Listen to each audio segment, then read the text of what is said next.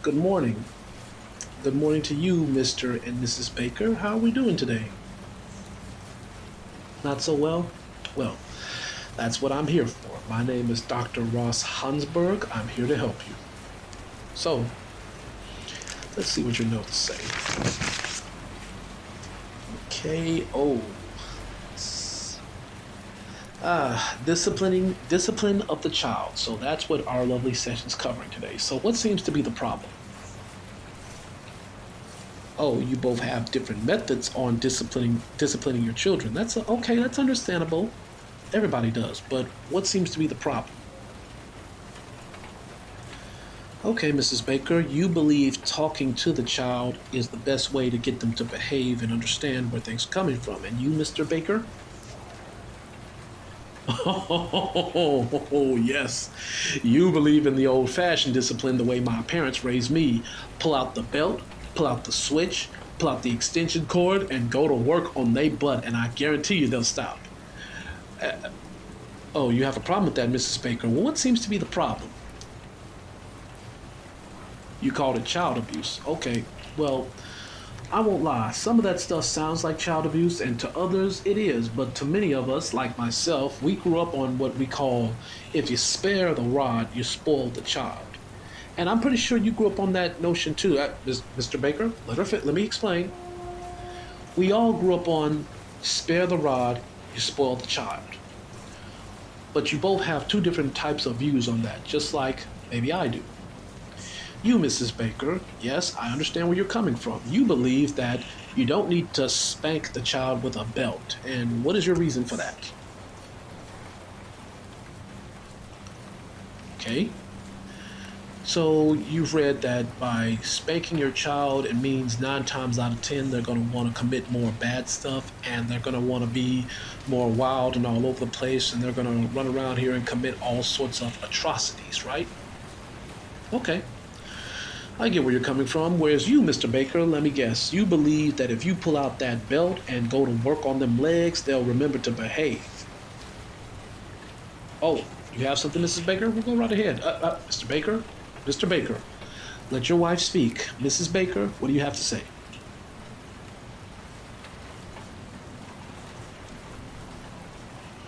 Oh, you don't like the way he's beating the kids. Well, how is he beating the kids? I mean, from your point of view, how is he beating the kids? Oh, he's giving them a fist to the eye. What? Well, we'll assume right now that he's not doing that. But, Mr. Baker, it's all right. She's allowed to say that, so let her say it. So, just to make sure I'm understanding this too, you're telling me that your husband, Mr. Baker, is not just disciplining your kids, but he's giving them physical abuse, as in he's hitting them in the side, he's punching them in the eye, and he's using the belt as an excuse to cover it up, right? Well, wait, so you're saying he is or he isn't? I mean, which one it is? It can't be both. You know what? Hold that thought, Mrs. Baker. Mr. Baker, when it comes to you disciplining your children, how are you disciplining them? Ah, I see.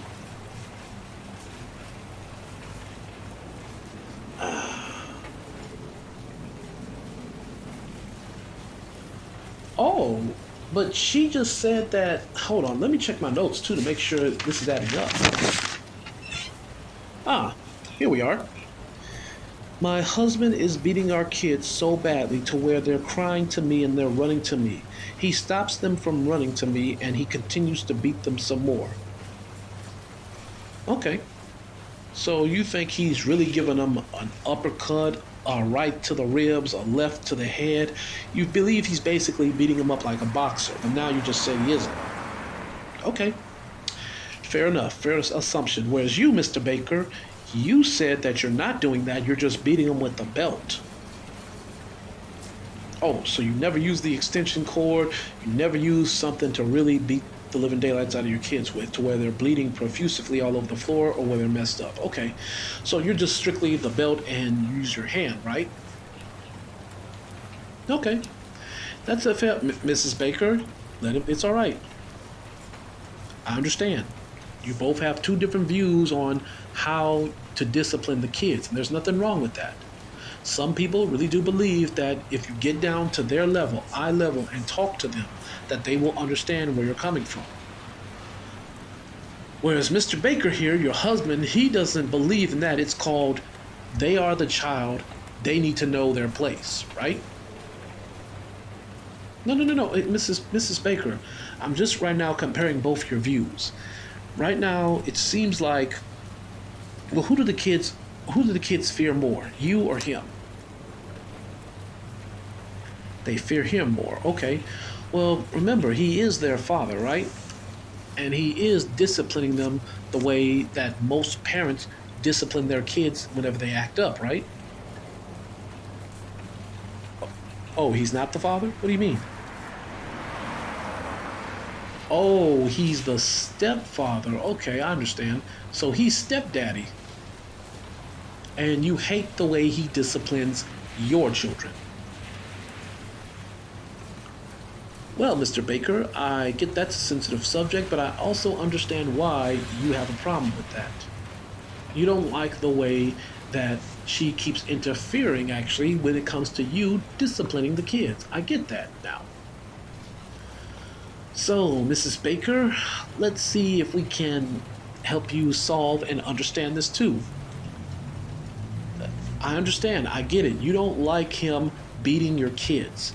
Well, let me enlighten you on something right now. He may be their stepfather, but he is also the stepfather who stepped up to take care of you and to take care of your kids. Now, let me ask you, where's the real father at? Where's he at? He's in jail. Let me guess, he went to jail after he chose to get it in with you and deny the fact that he's ever the father of any of those kids, right? Okay. That was my assumption right now, but it's all right. You don't have to tell me the reason why.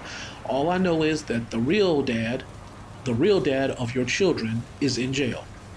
And Mr. Baker here, who I'm guessing you married into his family, he said that he's going to take care of those kids no matter what. Well, I commend you on that, Mr. Baker. You're a hell of a man. Most men nowadays, yes, we know, most men nowadays, they have that drizzle moment where they don't want to take care of anybody else's kids. And those same kids later on, I guarantee you, they grow up and you know what they do? They become a problem for society. But I'll go into that subject another day. But based on what I'm seeing here, Mr. Baker, your husband here, Miss Baker, sorry, I'm stumbling over my words. What you need to understand here, Mrs. Baker, is this man, he married you. He is raising your kids that you had with another man. Now, yes, he could have done like any other man, not take responsibility for your kids. But he chose to because he loves you, obviously. Because if he didn't love you, he would have packed his bags or he would have told you stay away. But what you're failing to realize here, Mrs. Baker, is when he married you, those kids became his kids too. So you can't get mad at the way he disciplines his kids. And yes, I said his kids. He knows that they are not biologically his kids, but they are his kids because whose name do they have? His last name. Who's taking care of them? He is. Who's putting clothes on their back? He is. You are. Who's trying to have a lovingly good relationship with you even though he's stepdaddy? You got it. He is. So you can sit here and complain all you want, but let me ask you, did any of your kids really come to you with a black eye? Were any of your kids coming to you bleeding all over the floor? Did any of your kids come to you crying with teeth missing from their mouth? No, they didn't. So you cannot call his form of discipline child abuse. It's called him taking care of kids that are not his, and he's making sure that when they grow up, all those, we'll call it what it is, all those disciplined moments will take effect. And by that, I mean this. My perfect example. When I was young, I was the youngest of my family, but I was also going to be the most spoiled one in the family. But you know what I did? I chose not to be spoiled. And when I did something bad, I got a beating just like everybody else. Now, I got beat with everything. The belt, the extension cord, the hands, the wire hanger, the switch, you name it. Minus, getting hit in the head with a hammer and minus getting punched in the side. I got plenty of spankings when I was growing up. But look at what those spankings did. It made it where I was well behaved. It made it where I didn't go to jail. It made it where I kept my head above the water. And more importantly, I didn't commit any crimes. Now, I get it. Mr. Baker here, he had a choice. He didn't have to raise your kids. He didn't have to support you and take care of you. He could have went and did his own thing. But he did. You know why? Because your kids needed a role model in their life. They needed to see what a man looks like when he takes care of business, when he loves you for you, when he's supporting you even when he doesn't have to, when he has your back when you go down. And that's what Mr. Baker is to you. He is your husband. He is supporting you. And if he didn't want to support you, you wouldn't be here right now talking to me. You'd be like some of those other single moms out there trying to constantly find a man to take care of you, both financial and child-wise. But he's doing you a favor, a huge favor. Why? Because when your kids do get older, if a man hasn't shown them how to behave and act in public, don't be surprised if that same bad child is going around doing horrible things to other people and now society has to pay for it. But don't get me wrong. I've seen plenty of single parents that raise good kids, but this man is choosing to help you out in your time of need. So, as far as the discipline thing goes, both of you just have to come to an understanding on it, especially you. Remember, these are his damn kids too. So you can't just keep pushing them to the side saying, you can't whoop my kids, you can't hit my kids. Guess what? After a while, he's not going to even care about taking care of you and the kids no more, because what's he going to be looking at? He's going to be looking at another person who possibly doesn't have kids, if he hasn't already. But judging by the look in his eyes, he knows what he has in front of him. You. So I want you to sit down. When today's session is over, I want you both to sit down together and really talk about how this is going to work out.